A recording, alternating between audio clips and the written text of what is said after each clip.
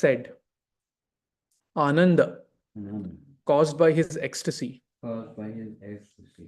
Jala, Jala, with water, with water. tears, Tears. Akula, Akula, filled, Ikshana, tears. whose eyes, Praharishta, standing erect, And Roma, the hair on whose limbs, the hair on his Nripa, head. O King Parikshit, Oh, Gadgada, Gadgada, choking, choking. Aksharam, Akshara, whose syllables.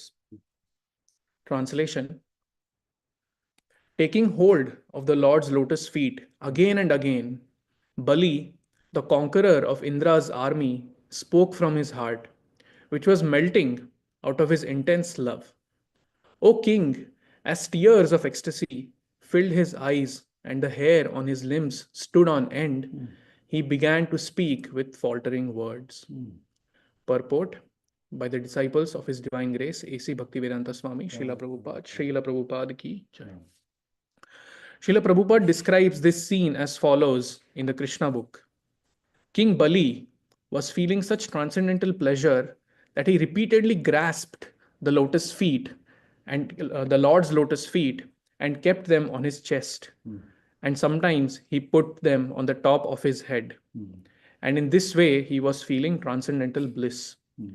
Tears of love and affection began to flow down from his eyes, and all his bodily hairs stood on end. Hare Krishna.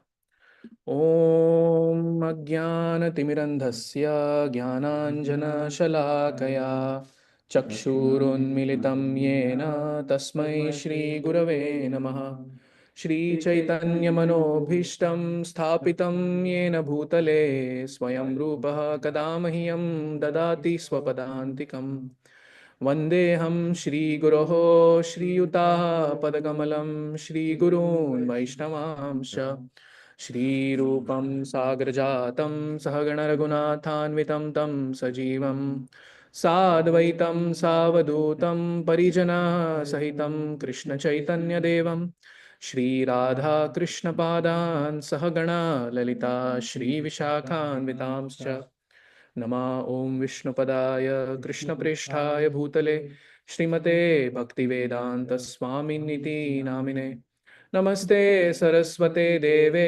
गौरवाणी प्रचारिणे निर्विशेष शून्यवादी पाश्चात्यदेशतारिणे नमो महावदन्याय कृष्णप्रेमप्रदायते कृष्णाय कृष्णचैतन्यनामिने गौरद्विषे नमः हे कृष्ण करुणा सिन्धो दीनबन्धो जगत्पते गोपेश गोपिकान्त राधाकान्त नमोऽस्तुते तप्त कांचन गौरांगी श्रीराधे वृंदावनेश्वरी वृषभानुसुते देवी प्रणमामि हरिप्रिये वाञ्छाकल्पतरुभ्यश्च कृपा सिन्धुभ्य एव च पतितानां पावनेभ्यो वैष्णवेभ्यो नमो नमः जय श्री कृष्ण चैतन्य प्रभु नित्यानंद श्री अद्वैत गदाधर श्रीवासादि गौर भक्तवृंद हरे कृष्णा कृष्ण कृष्ण हरे हरे हरे राम राम राम हरे हरे मूकं करोति वाचालं पंगुं लंघायते गिरिं यत्कृपातमहं वन्दे श्रीगुरुं दीनतारणम्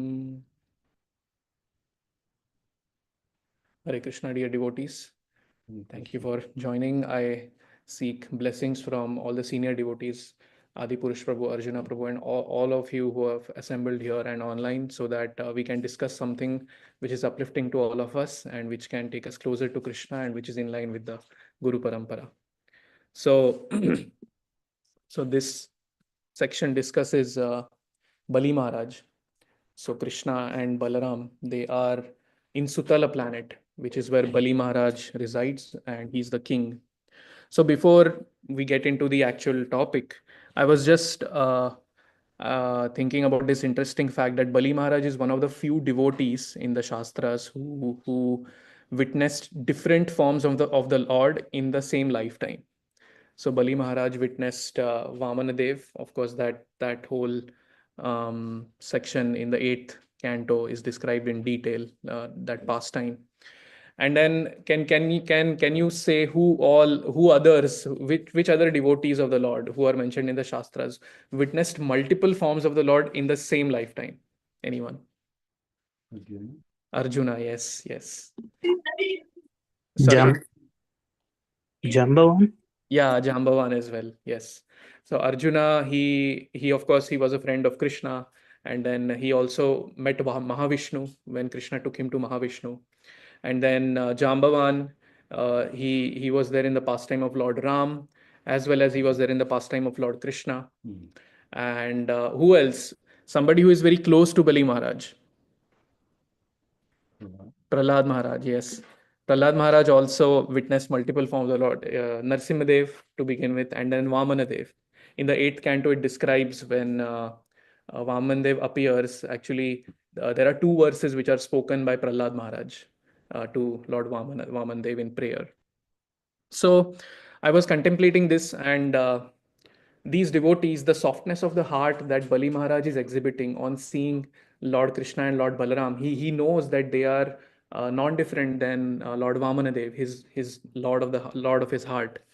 So it is. I was just contemplating on this, how the Lord can appear in different forms. The Lord can appear in different forms in different faiths even, and the softness of heart that Bali Maharaj is exhibiting, the softness of heart that all these other great devotees. Of course, for Jambavan, it took a little bit of time. He fought with Krishna, and then after fighting with Krishna for a long time, when he could not defeat Krishna, then he realized that okay, if I cannot defeat this person, then he might be the Lord himself, right? But then it's a kind of a lesson for us that when we have genuine love for the Lord, when we have that love for the Lord in the heart, we will not deride any other form of the Lord. Our heart will soften seeing the Lord worshipped in different forms, in different faiths and whatnot. So, and Radhanath Maharaj writes in Journey Home, he met a Hindu who was a devotee of Lord Ram, I believe. I don't remember that exactly, but he was a Hindu. And then he had a very best friend who was a Muslim. And then Maharaj asked him, how can you both be such great friends when there is so much communal conflict going on between the two religions? And then this devotee, he replied to Maharaj, which Maharaj quotes very often in his classes, is that, a dog recognizes his master in any form that the master comes. So similarly, the different faiths, the different religions, they are different forms taken by the Lord to manifest to those particular devotees. So he said to the just like he said to Maharaj, just like the dog can recognize the master, similarly we should also recognize that yes, here is my Lord who is being worshipped in a different way. Anyway, so that was something I thought an interesting thing. So the 12 Mahajanas, right? So Bali Maharaj is considered as the 12 Mahajanas. So in when it comes to philosophical understanding, when it comes to dharma, the path of religion, if we are just to speculate, mentally speculate on what true religion is, then one person might come and say this is true religion. Another person might come and say no, this is true religion. They might be referring to the same shastra, the same scripture. So that relativism is there, right? So how do you resolve that? And Yudhishthir Maharaj quotes this verse in the Mahabharata: Tarko pratishto shutayo vibhinna nasa vrishir yasya matam na bhinnam. Dharmasya tattvam nihitam guhayam mahajano yena gatha sapantha. Mhm. So the path of religion is only, can be only understood when we approach the Mahajanas, when we follow in the footsteps of the Mahajanas. Dry mental speculation won't help us when we want to understand the true principles of religion or bhakti. And those Mahajanas are 12 in, of course, there are so many Mahajanas, but the Bhagavatam especially mentions 12 of them. Lord Brahma, Narad Muni, Lord Shiva, the four Kumaras, Lord Kapila, Swayambhuva Manu, Prahlad Maharaj, Janak Maharaj, Bhishma Pitama, Bali Maharaj, about whom we are discussing today, Shukadev Goswami, and Yamaraj. So these are the 12 Mahajanas, and they exemplify the highest levels of devotional service to the Lord. So if it's described in the eighth canto very beautifully how the pastime of Lord Vamanadev bestowing his mercy upon Bali Maharaj occurs. And we'll get into those few of the details a little later. And the whole pastime occurs, and Bali Maharaj is completely purified, and he surrenders himself to the Lord, and it's a great pastime. And after that, Vamanadev blesses Bali Maharaj. He says, "You will become Indra in the reign of the next Manu, Savarni Manu. So currently it's Vaivaswat Manu, and then until then, Lord Vamandev says you may live on the Sutala planet, which is more opulent than heaven." And then, not only that, Lord Vamandev blesses him and he says that I shall be your doorkeeper when you live on the Sutala planet, and staying awake all the time and protecting you from any attacks. So this is the blessing of Vamandev. This is the infinite mercy of Vamandev. Vamandev, initially he uh, tested Bali Maharaj to a very high degree, to a very an extreme degree, and then now Vamandev has become the doorkeeper of Bali Maharaj, of his devotee, just like Krishna also became the charioteer of Arjuna, right? And Bali Maharaj offered his obeisances to Vamandev and then went to the Sutala planet happily. And Prahlad Maharaj also joined him to go to the Sutala planet. So it's said that even today Bali Maharaj resides in the Sutala planet, in the lower planet. So Sutala planet is one of the lower planetary systems. So the lower planetary systems are a little different from hellish planets that are mentioned in the Shastras. The lower planetary systems are actually not hellish planets. They are there is a lot of enjoyment there also, but then it's in the mode of ignorance, and demons live there. A lot of demons live in the lower planetary systems: Atala, Vitala, Sutala, Talatala, Rasatala, Mahatala, and Patal. So these are the 7 planetary systems lower. So anyway, Bali Maharaj goes there, and Lord Vamana is protecting Bali Maharaj and his kingdom as by being the gatekeeper. So this Sutala planet is one of an interesting fact about it is one of the 3 places which Ravana could not conquer. So Ravana set out to conquer. He wanted to become a Digvijay, or he wanted to conquer the entire universe. So he went to different places. He suffered 2, 3 defeats actually. So one defeat he suffered was from Vali, the brother of Sugriva. So Vali actually thoroughly purified Ravana, and it is said that Vali held Ravana on under his arms like this, and he kind of took Ravana everywhere and dipped him in the ocean, and he just really thoroughly purified him. The second person from whom Ravana actually was going to be defeated but was stopped. So it was Yamaraj. So in a battle between Yamaraj and Ravana, Yamaraj was almost about to defeat Ravana, but then Brahmaji appears there in an invisible form and says that, wait, Yamaraj, please wait. Don't kill this demon Ravana, because the Lord himself is going to come and kill him. So don't do it. And then the third instance where Ravana gets defeated is when he goes to Sutala planet. So he wants to conquer all planetary systems. So he goes to the Sutala planet where Bali Maharaj resides. Now, in order to enter the kingdom, he has to go through Vamanadev, who is the doorkeeper. And then Ravana actually he underestimates the power of Vamanadev, and then he said, what will this little kid do? And then he started doing tricks to trick Vamanadev and enter into the kingdom. But then at one point, Vamandev just kicks him with his toe, and then Ravana falls 10,000 yojnas away. So it's like 10,000 yojnas is about 80,000 miles. So that's how the Lord Vamanadev protected Bali Maharaj in his kingdom of Sutala. Anyway, coming back to the context of today's verse, Bali could understand that Lord Krishna and Lord Balaram were actually non different than his Lord Vamanadev. And this is my conjecture, but probably Krishna and Balaram met Vamanadev on their way in to Bali Maharaj's kingdom, because he was the doorkeeper. So anyway, so in today's verse, the symptoms of transcendental ecstasy in Bali Maharaj are described.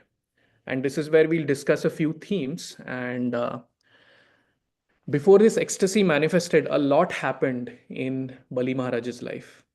And I was contemplating again Bali Maharaj's life and how the descriptions come in the 8th canto. And 2 things stand out. Of course, so many things stand out in the pastime of Bali Maharaj. If you had to get into detail, it would be a lot. But then 2 things stand out. So the first one is choosing Krishna amidst life's tests. So how Bali Maharaj exhibits this quality. So in the eighth canto, it is described that at one point there is a battle between the demigods and the demons, and Bali Maharaj, who is fighting on the side of demons, gets thoroughly defeated. The demons get thoroughly defeated, and Bali Maharaj actually dies in that battle. And Bali Maharaj dies, but then Shukracharya, the guru of the demigods, he does some yagya. He, with his yogic powers, he brings Bali Maharaj back to life. And now imagine somebody is bringing you back to life. So we are naturally grateful to them, right? What about bringing back to life, even for little things that somebody might do for us, we are grateful. And this person Shukracharya is giving Bali Maharaj his life itself, giving him another chance to live, right? And now, so that happens. Bali Maharaj is brought back to life by Shukracharya. And then there is a story where Indra offends Brihaspati. And then that actually takes away all the powers of the demigods, because Indra has offended a devotee of the Lord, his guru.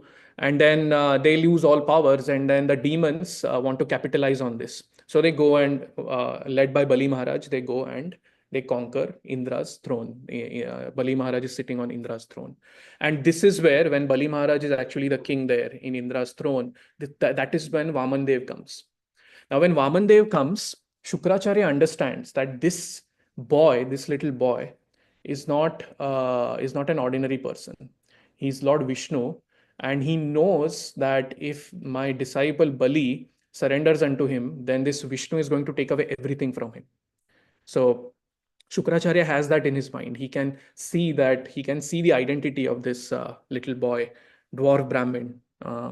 It is described.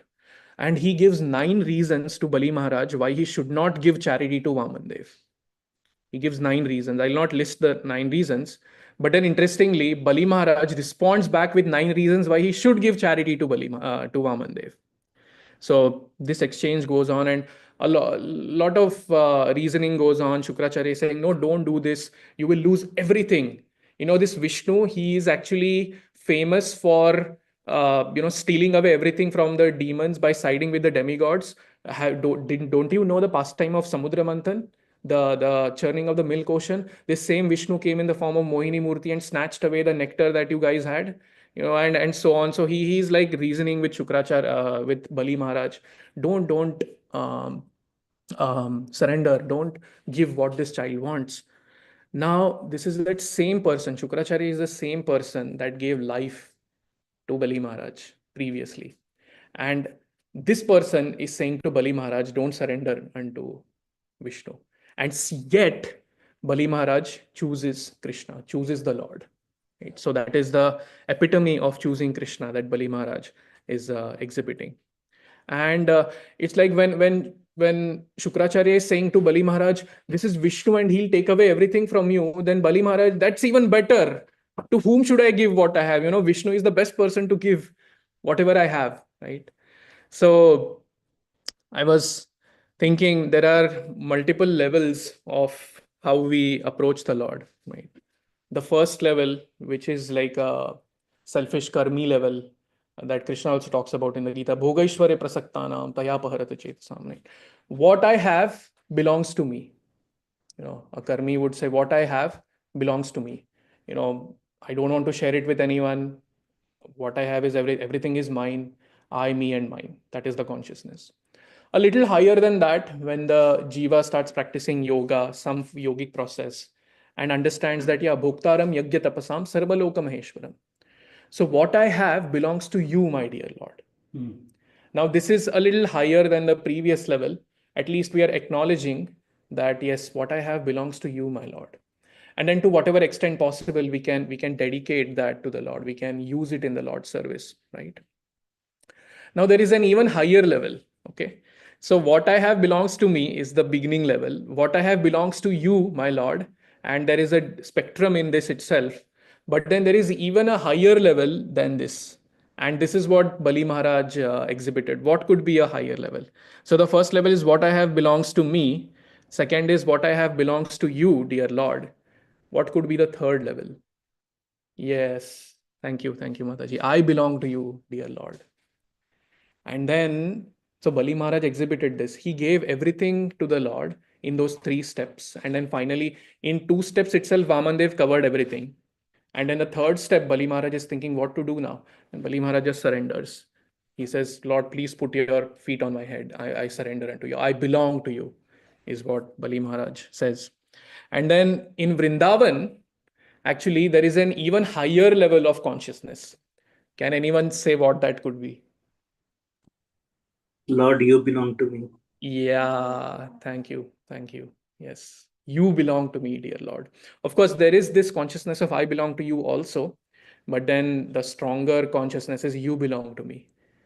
You belong to me, dear Lord. Like Mother Yashoda, when Krishna showed the universal form, the entire universe in his mouth, she gets confused for a while that, oh my God, what am I seeing? But then as soon as Krishna smiles, her motherly affection comes back. And then she's thinking, yes, this is my child. If I don't give milk to Krishna, what will happen to him? He'll become weak, right? If I don't discipline Krishna, if he does this mischief of eating dirt or stealing this butter and everything, who is going to marry my son? She thinks that Krishna belongs to him. She thinks that Krishna is dependent on her, right? So that is so these are like the four levels I was thinking. So anyway, so in Bali Maharaj's pastime, we understand this fact that we might give something to the Lord that is in our care, but that originally belongs to the Lord to begin with. So it's just about giving to the Lord. And then now, this consciousness of choosing Krishna is actually tested by Krishna in our life. And Krishna puts us through various situations and he's trying to test us. And again, sometimes we might think that the tests that Krishna puts us through is something like, there are these invigilators, these supervisors during an examination, whatever SAT or SATs or LSATs or whatever. So it's like or even the organizers of these examinations, they don't care about whether you pass or fail, whether you pass or flunk. The test is given to you, and then you just take the test. And then if you pass, very good. If you don't pass, no one cares, right? So but when Lord puts us through these tests, it's not like that.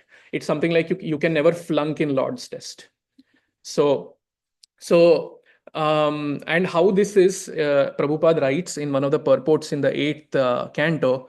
He writes this: the Lord is so kind to his devotee that when severely testing him, the Lord gives him the necessary strength to be tolerant and continue to remain a glorious devotee.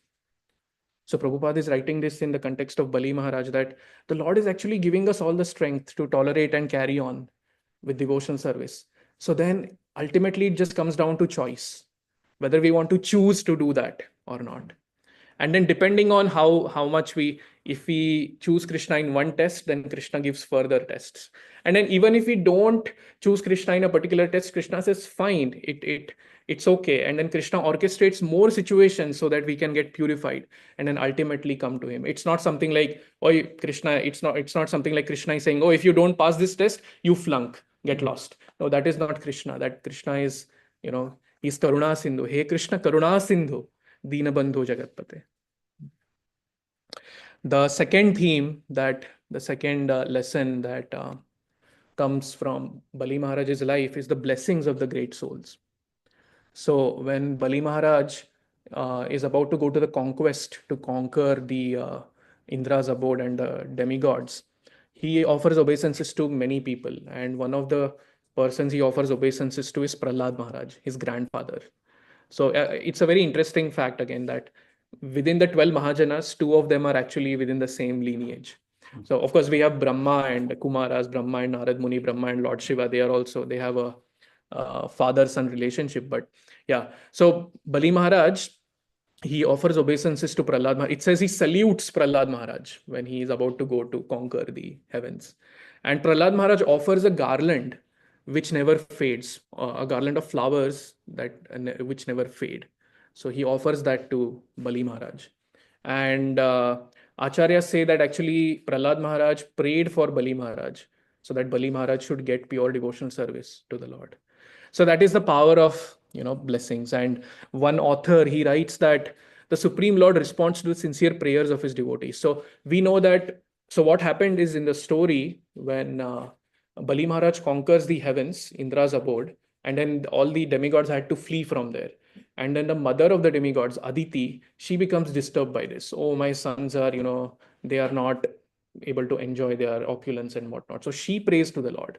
There is a description of how she performs a very specific vrata, very specific austerity called Payovrata, which is performed uh, before conception, before you beget a child. And by performing Payovrat, she prayed to the Lord to please come and save my sons.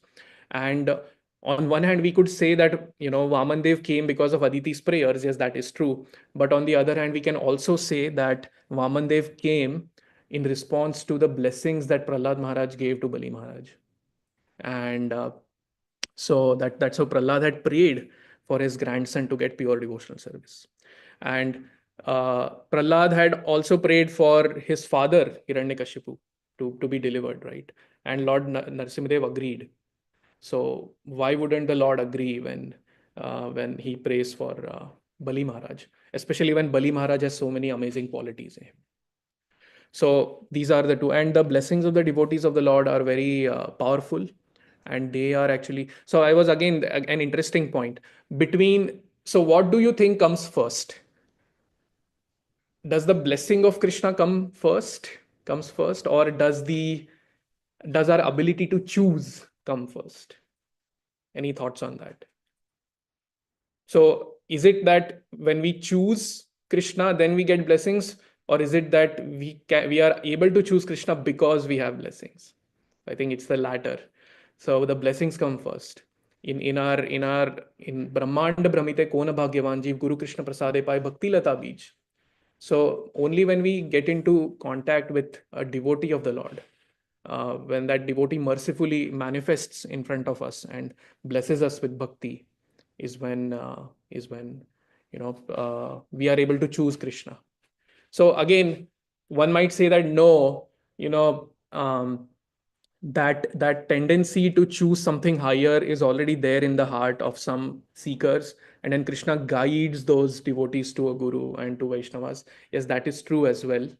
But then it is also true that bhakti doesn't come by any other means. Bhakti comes only by bhakti. Bhakti sanjayatya bhaktya. So that is how this is just we can discuss this perhaps. The blessings of the devotees is what enables us to be able to choose Krishna in various situations of our life. So yeah, these are the two things that I wanted to discuss. So we began. I'll just summarize real quick, 2 minutes. We first had that interesting discussion about who were the devotees of the Lord in the scriptures, who witnessed multiple forms of the Lord, and then that gives us a lesson as to how we should see multiple Lord manifesting in different faiths, different religions, and different forms also. Then we saw how Bali Maharaj is one of the 12 Mahajanas, and to understand true religion, we need to approach the Mahajanas. Then we saw a little background of the pastime where after the pastime of Vamandev blessing Bali Maharaj, they moved to Sutala planet. Bali Maharaj and his king, he becomes the king there, and then Prahlad Maharaj is also there. And then we saw the example of how the Lord protected Bali Maharaj from Ravana's invasion. And then we saw two themes that come out of Bali Maharaj's life. One is to choose Krishna amidst life's test. And then in that, we saw Prabhupada's purport, where he says that the Lord actually gives us all the strength to tolerate and continue in our bhakti in when tests are given to us. So ultimately, it just comes down to us choosing to uh, take to Krishna. And then the next one is the blessings of the great souls. So Bali Maharaj, one of the things that uh, enabled him to surrender unto the Lord, that even brought the Lord in his presence, actually, were the prayers, were the blessings offered by Prahlad Maharaj. So, yeah, and sometimes if we read the Bhagavatam, it might seem that when Bali Maharaj is on the way to conquer the heavens, that is when Prahlad Maharaj blessed him. So one might say, oh, no, no, no, how can you say that Prahlad Maharaj blessed Bali to get pure devotional service? He's clearly blessing Bali Maharaj to conquer the heavens. But then knowing Prahlad Maharaj, he's a Paramahamsa Mahabhagavat, he wouldn't pray for Bali Maharaj to get anything material. So it is clear that conquering of the heavens, etc., was a means for Bali Maharaj to witness Vamanadev and get purified and that way go closer to Krishna. So anyway, that was what I had. So I'll open it up for discussions. Any thoughts anybody has, any corrections, please go ahead. Yeah, Vekish. Thank you, Jagannath Gopal Prabhu. I really like the point how Krishna's mercy comes first, and then it's up to us whether we take advantage of it or not. Thank you for clarifying that. Uh, would anyone in the temple room, this is a Saturday, in-person Saturday day, please, temple room. Vekish Prabhu. Adipurusha Prabhu, the man and the room. Praying to Prabhupada what to say. Hopefully we say only what we've heard from Guru and Shastra. It's kind of comical, different levels of appreciating our relationship with Krishna.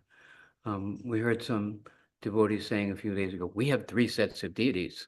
We have, was accurate, and certainly that's nice that they're, and then just now Mataji behind the curtain, when he asked, well, what's another level? She said, well, then we give ourselves to Krishna.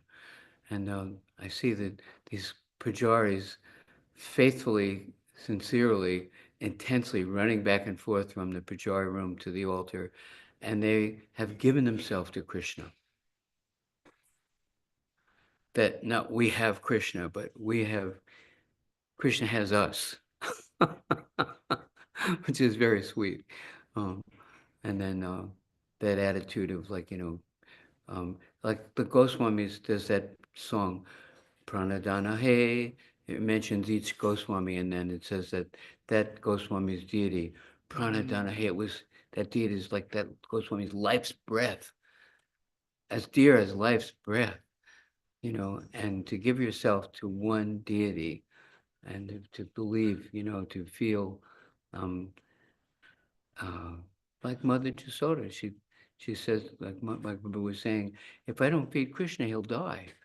To be so immersed in the service that, we're in anxiety that if we neglect Krishna, that he'll be unhappy, and will be the pain of like feeling not being able to give ourselves fully to caring for him and protecting him.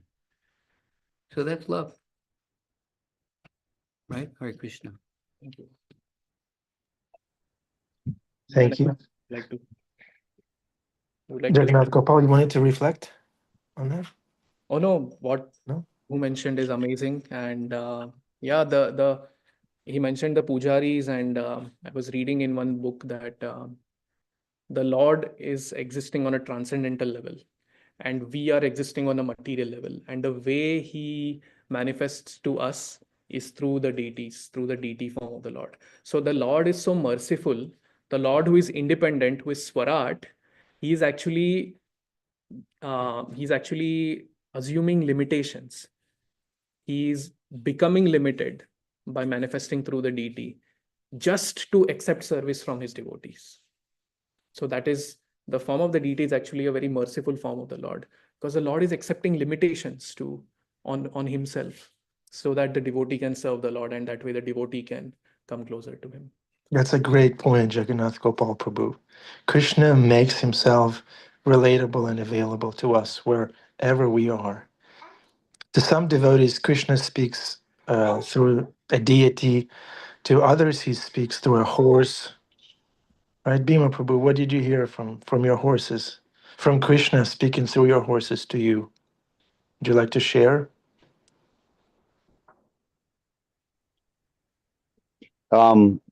Well, as far as What's that that? What's particular that on your jacket? Is it tears? Or rain, devotion? Rain. yeah. Um, well, on that matter, um, I can only speak from experience, not from Shastra, from Prabhupada. Sometimes even not what Krishna might want me to say. I can only speak to what I've been through. Um, Love is a tough road. Um, the deities are just a beginning, because they stand still and they're always present, and you have written instructions exactly what you're supposed to do and when you're supposed to do it. But Krishna's really not like that, as far as I can tell.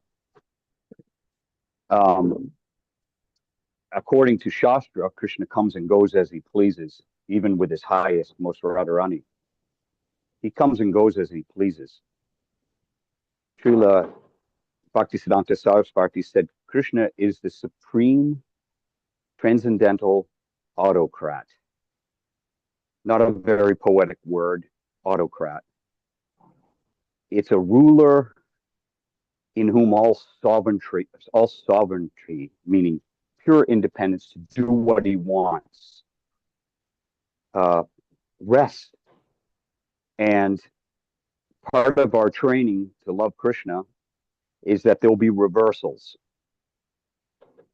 We see there's Maharaj, Radhanath Maharaj always talks about, and he laughs with his shoulders moving, about how the love of Radharani and the gopis and the sakas is always increasing forever. And how is that possible? And that is because Krishna keeps you running after him, no matter what, no matter how far along you are. You don't just become a pure devotee and there you are. But Krishna keeps, how can your love get deeper? As in all the pastimes and leelas we see, he puts his devotees through the paces. Maharaj always says it's like lifting weights, progressive resistance. The weight gets heavier and you get stronger. So the tests get heavier, and I mean heavier. And there's two things you can do. You can get crushed, walk away, or you can get stronger. The heart gets bigger. So the idea is that Krishna wants to perfect us by his love, and with love itself. Like right now, I'm being tested. I have a horse that, if I'm not paying attention, he bangs on the gate. There's nothing louder. It's like being in a jail. So I have to like suck it up and not react, because any reaction from me is a good reaction for him. So similarly, we Krishna will sometimes be present, very obviously, as in the form of the deities, and he's taught the other horses to do it as well. Very present in the form of the deity, and even in the form of the devotees. But ultimately, the real presence is what is when you're alone and sorely tested. And I want us all, and for myself personally, that's my path. It's not such a wonderful, colorful, flower-filled, prasadam-filled path, but sometimes you're given something that's, heavy, dry, bitter, and Krishna says, so, and what next? Are you willing to go through this? Are you willing to go through that? Are you willing to go to hell? As Prabhuji was saying, I love listening to Prabhuji. It's walking Bhagavatam. He just tells you, and he links one page to the other and one volume of Shastra to the other, and linking it all up so that we can be confident that we may not be Bali, we may not be Prahlad, but we know that others have done it, and that these things, at least for ourselves, are possible in the moment, that we can repose all our affection upon Krishna and beg that we remember when he moves away from us, in order to strengthen our ever-increasing love, that we never forget to keep moving towards him. Hare Krishna. Thank you, Prabhu. That was such a beautiful reflection, and I agree. It's a serious matter, and yeah, we need mercy. We need strength to go through these tests put by Krishna. And as you said, they get heavier. Yeah, And at the level we are, we could try our best. That's the best we can do, I guess. Say the opposite of that. Actually, the community is not limited. Yeah. Yeah, I was just thinking, here's Rodham really are coming for us, and we all have these very personal relationships. One of us might look to their face, one might look to their feet, one might notice which way this garland's swaying, but they really have a real relationship with each of us. Hare Krishna. Beautiful. Thank you, Manda. Yes, any other reflections, dear devotees? Thoughts, reflections? I would just very much like to think, I forgot to say the most important part, I think, about this is that they say that deity worship is, the beginning. And the next step, of course, is to see Krishna in the devotees. And that's always an easy thing to do because the devotees are super sweet, just super sweet. I'm out here in the country, everything's lovely, so to speak, externally, but not necessarily everyone is lovely. But when I come to New York City and I see the devotees, and I see a smile, and I hear a Hare Krishna, that becomes that sweetness. Now, what do we have to say? What is that highest level? And that is that level that Prabhupada showed when he came to the Bowery and he came into the association of basically Jagai and Madais, no doubt about it. And yet he gave them love, unconditional love, enough to bend the rules, to slowly get these people attracted to Krishna. And then he told them the rules. So ultimately, we should understand that the highest worship is understanding that Krishna is in the heart of everyone around us, and that whatever we do to others is much more important than what we do to the deities, and even more important than how well we get along with the devotees. What's most important is what are we doing in this world to those who know not Krishna at all? What are we doing to reach out? That's why Prashadam distribution, Adi Purusha, and then a lot of the devotees here at the Bhakti Center, book distribution and the yoga and the classes, it's all wonderful. Hare Krishna. Thank you. Darshan time, please. Camera's on. Greg, come back. Come on. Joshua, thank you.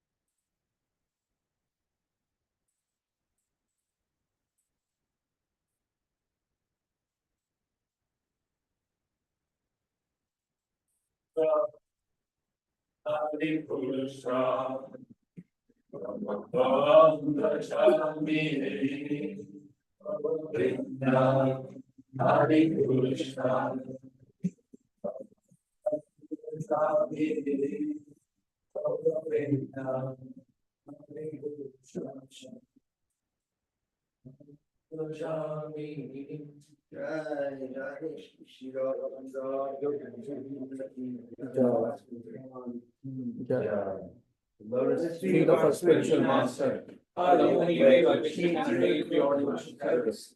Advance to achieve great outcomes. By His grace, one can cross the ocean of material suffering and obtain the mercy of Krishna. My only wish is to have my conscience purified by resonating with lotus crown. attachment to lotus feet is the perfection that fills all hearts. He opens my darkened eyes and fills my heart with transcendental knowledge. He is my Lord, birth after birth. From Him is that preeminence. By Him ignorance is destroyed. The base of Satan is scattered. Our spirit man through the ocean of mercy, the Friend friend of the poor, Lord and master of devotees. O O Master, Master, be merciful to us. give us the shade of lotus feet, your faith fill all over the world. We take shelter of lotus feet. Srila Prabhupada ki jai. Thank you, Jagannath Gopal. Okay, welcome to the Afterglow. Would anyone like to speak? Bhima Prabhu, please, guys, quiet, don't speak. I have some audience here, live audience. Okay. Min has her hand up. Bhima Prabhu, get ready. You're taking questions. Min, there she is. What happened to Prabhuji? Did he leave? Jagannath Gopal? I actually have a question for Bhima. For Bhima Prabhu, question for you. I like your example of when Krishna gives us challenges that, we have an option to just run away from it. And then another option is to stay and experience it. And after that, you said that when we do that, that we become stronger and that our heart becomes bigger. I'm wondering, I like this notion, but I'm not really understanding it maybe. When I think about my heart this way in relation, in context of how you spoke about it, I kind of see my heart as this bowl. So maybe this notion of our heart becoming bigger has something to do with our capacity to receive Krishna's love and mercy. My question, I'm wondering the strength, how that's related to the heart becoming bigger.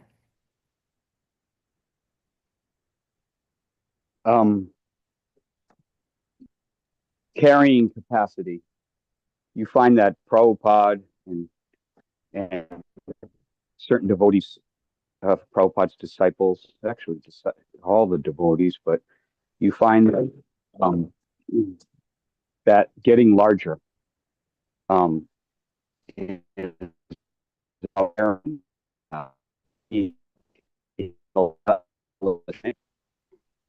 can you handle all the demons? You're in charge. Or can you just handle a family that's, in conflict? Can you handle your own family? Can you handle your own children? Can you handle your own spouse? Can you handle betrayal? Can you handle everything that Krishna throws at you? And I don't know, maybe it's just rascals like myself, but that need a lot of teaching. So I always notice that the devotees are and I'm not being humble here, but that the devotees, a lot of them that I meet are already ahead of me. Like even new bhaktas, sometimes it's like, oh, he's already in the mode of goodness. Like they came to the Krishna consciousness in the mode of goodness mostly, and so it's very easy. It's an easy path. They're on the current of the river, as Queen Kunti said, always heading towards Krishna. And some of us are just swirling around in an eddy on the side of the river, stuck in some gut of their own misgiving. So Ultimately, it's carrying capacity. How many souls can you carry in your heart? How much, like Radhanath Maharaj, everybody says that when they see him after a lecture, you know, people crowd around him when he does these events, um, and yet he talks to every single person. He will take an hour to 2 hours getting out of an auditorium. I experienced this at MIT the other day. I was up at the top. I had to share some very important business information with him, and I waited and waited and waited and waited, and it took like an hour and a half just for him to get up the stairs of the auditorium. So you know, he talked to everyone, and what's really wild is that he remembers everybody's names, and he remembers like their children or what they're up to, and it's incredible. It's a miracle. These little miracles of caring that he showed. And where does that mystic power come from? To remember everyone's name. He has tens of thousands of people that he knows, and he speaks to each and every individual. And he really means it when he's there, like he's all yours. And guess what? This is the scary part. We don't go back to Godhead until we become like that. So I know I got some lives in front of me. You know, I got some lives in front of me. I'm already surrendered to that. Unless, you know, and Krishna can smash me and beat me and make me pliable and pound me like hopefully gold, burn me in the fire and get the dross out, because that's what he's going to do. He makes you purer and purer so he can shine through his love for others. Transparent via media is the word. So we have to learn to get out of the way, and getting out of the way is a big thing, because that's the biggest thing in the world to lift. Talking about strength of heart, the biggest thing in the world to lift is our own false ego, our own selfishness, the I and the mine, as Prabhuji Jagannath was saying. Until the I and the mine is gone, we will always fail the test. When we get rid of the I and the mine, that bowl, which is our heart, becomes filled with Krishna, because we're no longer filling it with ourselves. Our heart isn't for ourselves. My this, my that. But it's Krishna's this and Krishna's that, as Jagannath was saying. And I'll end it here. That I remember, and it's a very easy thing to remember, and put to the test is really wild in our everyday life. There's only two things in the world. This was, I'm sure Prabhupada said it too as well, so I'll just give it to Prabhupada. There are two things in existence, literally in existence, and that is Krishna and Krishnas. Apostrophe S. Two things.